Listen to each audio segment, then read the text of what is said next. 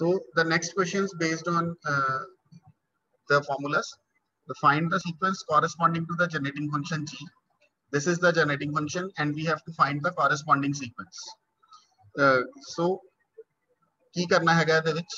z4 over 1 minus 2z ਆਇਆ ਸਾਡੇ ਕੋਲ ਇਹਨੂੰ ਆਪਾਂ ਸਿਰਫ ਬੇਸਿਕ ਡੈਫੀਨੇਸ਼ਨ ਦੇ ਅਕੋਰਡਿੰਗ ਹੀ ਕਰ ਸਕਦੇ ਹਾਂ ਬਿਕੋਜ਼ ਉੱਪਰ z ਦੀ ਪਾਵਰ 4 ਹੈ ਨੀਚੇ 1 minus 2z ਹੈ ਤਾਂ ਇਹਦੇ ਵਿੱਚ ਕੀ ਕੀਤਾ ਜਿਹੜਾ 1 minus 2z ਸੀਗਾ ਇਹਨੂੰ -1 ਪਾਵਰ ਕਰਕੇ ਅਸੀਂ ਉੱਪਰ ਵੱਲ ਨੂੰ ਸ਼ਿਫਟ ਕਰ ਲਿਆ ਹੈਗਾ ਤੇ ਇਹ ਵਾਲੀ ਜਿਹੜੀ ਐਕਸਪੈਂਸ਼ਨ ਹੈ 1 minus 2z ਦੀ -1 ਜੋ ਚੀਜ਼ ਹੁਣੀ ਤੁਸੀਂ ਆਬਜ਼ਰਵ ਕੀਤੀ ਸੀਗੀ ਉਸ ਦੇ ਅਕੋਰਡਿੰਗ ਇਹਨੂੰ ਇਸ ਫਾਰਮ ਦੇ ਵਿੱਚ ਲਿਖ ਲਿਆ ਹੈਗਾ ਕਿਉਂਕਿ z ਦਾ ਕੋਐਫੀਸ਼ੀਐਂਟ 2 ਹੈਗਾ ਤਾਂ 2 ਦੀ ਪਾਵਰ k ਆ ਗਿਆ ਤੇ ਉੱਥੇ ਸੀਗਾ ਇਹ ਫਾਰਮੂਲਾ ਕਿ -n ਅਗਰ ਪਾਵਰ ਹੋਵੇ ਦੈਨ ਉਰੇ ਸੀਗਾ n plus k minus 1 ਤਾਂ n ਤੁਹਾਡਾ 1 ਹੈ that's why 1 plus k minus 1 k zk और क्योंकि ये दोवें नेगेटिव है 1 माइनस है तो इस करके -1 भी k नहीं आऊगा सिंपली 2 भी k 1 plus k minus 1 k और इसमें अगर तुसी सिंपलीफाई करो you will get k and extended binomial coefficient दे विच जदों ये दोवें सेम हो जाते हैं k then it is always equal to 1 ठीक है तो k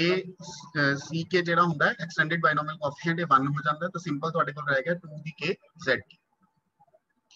ਤੇ 2 ਦੀ k zk ਇਸ ਦਾ ਸਮੀਸ਼ਨ ਅਸੀਂ ਓਪਨ ਕਰ ਲਿਆ ਹੈਗਾ ਠੀਕ ਹੈ k equals to 0 put किया 1 put किया 2 3 up to so on infinity फिर ये जड़ा z सीगा ये अंदर मल्टीप्लाई कर देता z4 सी जड़ा तो z4 2z5 एवें बन गया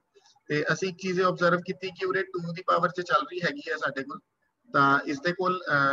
2 ਦੀ ਪਾਵਰ 4 ਟਾਈਮਸ ਘੱਟ ਹੈਗੀ ਉਰੇ 1 ਪਾਵਰ ਹੈ ਉਰੇ 5 ਪਾਵਰ ਹੈ z ਦੀ ਉਰੇ 2 ਸਕੁਆयर है ਤਾਂ z 6 ਹੈ ਤਾਂ ਇਹਦੇ ਕੋਲ ਵੀ 4 ਪਾਵਰ ਘੱਟ ਹੈ ਇਹਦੇ ਕੋਲ ਵੀ 4 ਪਾਵਰ ਘੱਟ ਹੈ ਸੋ ਦੈਟਸ ਵਾਈ ਅਸੀਂ ਕੀ ਕੀਤਾ 2 ਦੀ ਪਾਵਰ 4 ਨਾਲ ਮਲਟੀਪਲਾਈ ਡਿਵਾਈਡ ਕਰ ਲਿਆ ਹੁਣ corresponding sequence ਸਾਡਾ ਦੇਖੋ ਕਿਵੇਂ ਫਾਈਂਡ ਹੋ ਰਿਹਾ ਹੈਗਾ ਇਹਦੇ ਵਿੱਚੋਂ you can see I have made this an expansion in the form of z powers z power 4 z power 5 z power 6 and so on ਤਾਂ ਇਹਦਾ ਸੀਕੁਐਂਸ ਦਾ ਤੁਸੀਂ ਆਨਸਰ ਕਿਵੇਂ ਲਿਖਣਾ ਹੈਗਾ ਕਿਉਂਕਿ ਜਨਰੇਟਿੰਗ ਫੰਕਸ਼ਨ ਦੀ ਜੇ ਅਸੀਂ ਬੇਸਿਕ ਡੈਫੀਨੇਸ਼ਨ ਤੇ ਨਿਗਾਹ ਮਾਰੀਏ I am showing you the basic definition of the generating function so this is the basic definition of the generating function कि अगर सीक्वेंस an है ਤਾਂ ਇਸ ਤਰ੍ਹਾਂ ਅਸੀਂ ਉਹਨੂੰ ਲਿਖ ਲੈਣੇ ਆ ਇੱਥੇ ਆਪਣੇ ਕੋਲ ਕੁਐਸਚਨ 'ਚ z ਹੈ that's not an issue x ਹੋਵੇ z ਹੋਵੇ that is an indeterminate ਤਾਂ ਸੀਕੁਐਂਸ ਤੁਸੀਂ ਕਿਵੇਂ ਡਿਟਰਮਾਈਨ ਕਰਨਾ ਹੈ ਜਿਹੜੀ x ਦੀ ਪਾਵਰ 0 ਦਾ ਕੋਐਫੀਸ਼ੀਐਂਟ ਹੋਏਗਾ ਜਾਂ z ਦੀ ਪਾਵਰ 0 ਦਾ ਕੋਐਫੀਸ਼ੀਐਂਟ ਉਹ ਤੁਹਾਡਾ a0 ਹੋਏਗਾ z ਦੀ ਪਾਵਰ 1 ਦਾ ਕੋਐਫੀਸ਼ੀਐਂਟ ਉਹ ਤੁਹਾਡਾ a1 ਹੋਏਗਾ z ਦੀ ਪਾਵਰ 2 ਦਾ ਕੋਐਫੀਸ਼ੀਐਂਟ a2 ਹੋਏਗਾ ਇਸੇ ਤਰ੍ਹਾਂ n power the coefficient an ਹੋਏਗਾ ਠੀਕ ਹੈ ਤਾਂ ਕਹਿਣ ਦਾ ਮਤਲਬ ਇਸੇ ਤਰ੍ਹਾਂ ਦਾ ਸਮੀਸ਼ਨ ਸਾਡੇ ਕੋਲ ਹੈਗਾ ਤਾਂ ਜਸਟ ਅਸੀਂ ਕੋਐਫੀਸ਼ੀਐਂਟਸ ਨੂੰ ਨੋਟ ਕਰਨਾ ਹੈ ਜਿਹੜੇ ਉਹ ਕੋਐਫੀਸ਼ੀਐਂਟਸ ਹੈ that will be the corresponding sequence so in this term you have coefficient of z power 0 is 0 that's why I have written for n equal to 0 it is 0 z ਦੀ power 1 ਦਾ coefficient ਵੀ ਨਹੀਂ ਹੈਗਾ ਤਾਂ 1 ਵਾਸਤੇ ਵੀ 0 2 ਦਾ ਵੀ ਨਹੀਂ ਹੈਗਾ that's why ਉਹ ਵੀ 0 ਔਰ 3 ਵਾਸਤੇ ਵੀ ਨਹੀਂ ਹੈਗਾ ਇਸ ਲਈ 0 ਤੇ ਬਾਕੀ ਜਿਹੜਾ ਹੈ ਉਹ ਤੁਸੀਂ ਦੇਖ ਸਕਦੇ ਹੋ z ਦੀ ਪਾਵਰ 4 5 6 ਬਾਕੀ ਸਾਰਿਆਂ ਦੇ ਹੈਗੇ ਨੇ z ਦੀ ਪਾਵਰ 4 ਦਾ ਕੋਐਫੀਸ਼ੀਐਂਟ ਜਿਹੜਾ ਹੈ ਉਹ ਕਿੰਨਾ ਹੈ 2 ਦੀ ਪਾਵਰ 4 z ਦੀ ਪਾਵਰ 5 ਦਾ ਕਿੰਨਾ ਹੈ 2 ਦੀ ਪਾਵਰ 5 ਤਾਂ n greater than or equal to 4 ਲਿਖਿਆ ਤਾਂ 2 ਦੀ ਪਾਵਰ n और बाहर की सीगा 1/2 ਦੀ 4 यानी 1/16 so that's why in this way you have obtained the sequence corresponding to the generating function now moving on to the next question find the sequence corresponding to the generating function g and here we have generating function 1/1 minus z cube 1 minus z the cube so there is again no formula for the direct representation of the sequence for this generating function so again we will expand it so 1/1 minus z cube it will be 1 minus z cube raised to power -1 and according to the same extended binomial coefficient formula extended binomial coefficient theorem you have n equals to 1 so n plus k minus 1 means 1 plus k minus 1 k and on the place of x you have z cube so z cube raised to power k and because both are minus z cube and -1 so -1 the power k ਨਹੀਂ ਆਊਗਾ simply a ਰਹੂਗਾ तो again ਤੁਸੀਂ ਉਰੇ ਦੇਖੋਗੇ k ਬਣ ਗਿਆ ਹੈਗਾ एक्सटेंडेड बाइनोमियल कोएफिशिएंट और ਜਿਵੇਂ ਪਿੱਛੇ ਵੀ ਹੁਣੀ ਮੈਂ ਰਿਪੀਟ ਕੀਤਾ ਸੀ ਅਗਰ ਸੇਮ ਬਣ ਜਾਵੇ that means ਇਹ 1 ਹੋ ਜਾਂਦਾ ਹੈ ਤਾਂ summation k0 to infinity z3k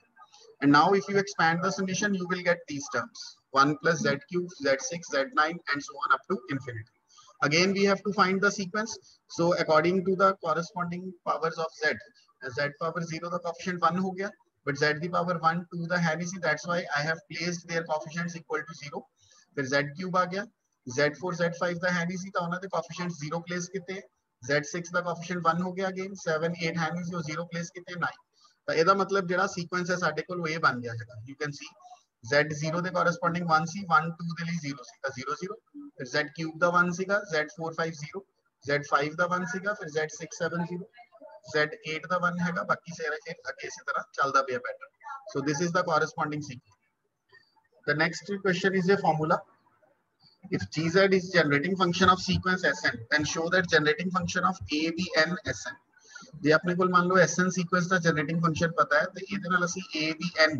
ਠੀਕ ਹੈ, A ਪਾਵਰ N ਵਾਲੀ sequence multiply ਕਰ ਦਿੱਤੀ ਤਾਂ ਕਹਿੰਦਾ ਕੀ ਹੋਏਗਾ, generating function ਨੂੰ ਕੀ ਫਰਕ ਪਏਗਾ, ਜਿੱਥੇ Z ਸੀਗਾ ਉਸ ਦੀ ਜਗ੍ਹਾ AZ ਹੋ ਜਾਓ।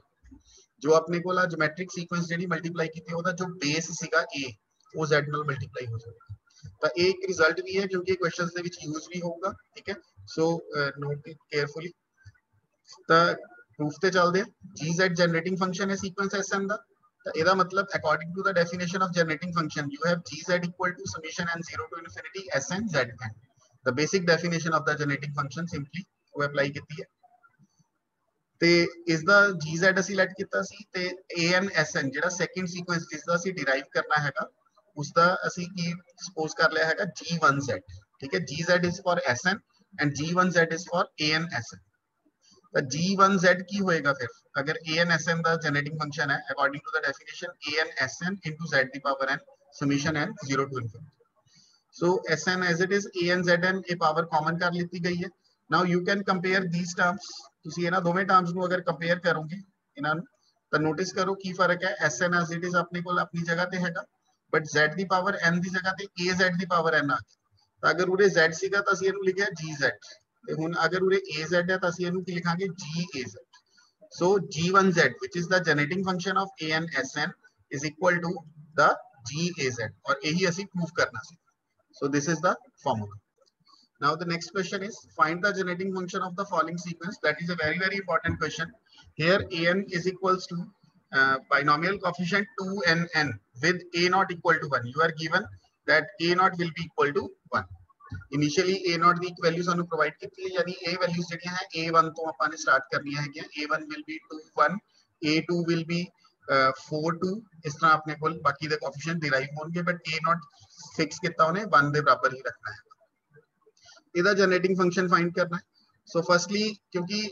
n ਆਪਣੇ ਕੋਲ ਪੂਰੇ ਨੈਚੁਰਲ ਨੰਬਰ ਹੀ ਹੈਗਾ, ਠੀਕ ਹੈ, ਇਥੋਂ ਕਲੀਅਰ ਹੁੰਦਾ ਕਿਉਂਕਿ an ਹੈ n ਪੂਰੇ 1 2 3 ਪੁੱਟ ਕਰਨਾ ਤਾਂ n ਨੈਚੁਰਲ ਨੰਬਰ ਹੈ। ਤਾਂ ਮੈਂ ਤੁਹਾਨੂੰ ਦੱਸਿਆ ਸੀ ਇਹ ਐਕਸਟੈਂਡਡ ਬਾਇਨੋਮੀਅਲ ਕੋਐਫੀਸ਼ੀਐਂਟ ਫਿਰ ਆਪਣੇ ਕੋਲ ਸਿੰਪਲੀ ਇਹਦੇ ਬਰਾਬਰ ਹੋ ਜਾਊਗਾ ਜੇ ਦੋਵੇਂ ਨੈਚੁਰਲ ਹੀ ਹੋਣ C2nn।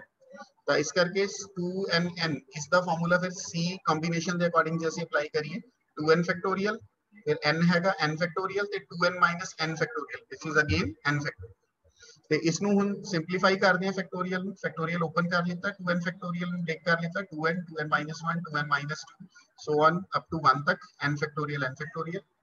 ਨੈਕਸਟ ਸਟੈਪ ਦੇ ਵਿੱਚ ਕੀ ਕੀਤਾ ਜਿਹੜੇ ਈਵਨ ਟਰਮਸ ਹੈਗੀਆਂ ਨੇ ਇਹਦੇ ਵਿੱਚੋਂ ਈਵਨ ਟਰਮਸ ਇਹ ਵਾਲੀ ਹੋਗੀ ਇਹ ਵਾਲੀ ਹੋਗੀ 2n minus 4 ਵਾਲੀ ਹੋਗੀ 2 ਇਹ ਸਾਰੀਆਂ ਦੇ ਵਿੱਚੋਂ 2 ਕਾਮਨ ਲੈ ਲਿੱਤਾ। ਤੁਸੀਂ ਦੇਖ ਸਕਦੇ ਹੋ 2 ਅਗਰ ਸਾਰਿਆਂ ਚੋਂ ਕਾਮਨ ਲਓਗੇ ਕਿੰਨੇ ਟਾਈਮਸ ਕਾਮਨ ਆਏਗਾ n Times. That's why 2 the power n ਇਸ ਦੀ ਜਗ੍ਹਾ ਆ ਜਾਏਗਾ n, ਇਸ ਚੋਂ ਕੀ ਬਚੇਗਾ n minus 1, ठीक है। इसी तरह ਜਿਹੜਾ ਲਾਸਟ 2 ਹੈ ਇਹਦੀ ਜਗ੍ਹਾ 1 ਬਚੇਗਾ, ਇਹਦੇ ਅੱਗੇ ਜੇ 4 ਹੋਏਗਾ 4 ਤੋਂ ਆਪਣੇ ਕੋਲ 2 ਬਚੇਗਾ। ਤਾਂ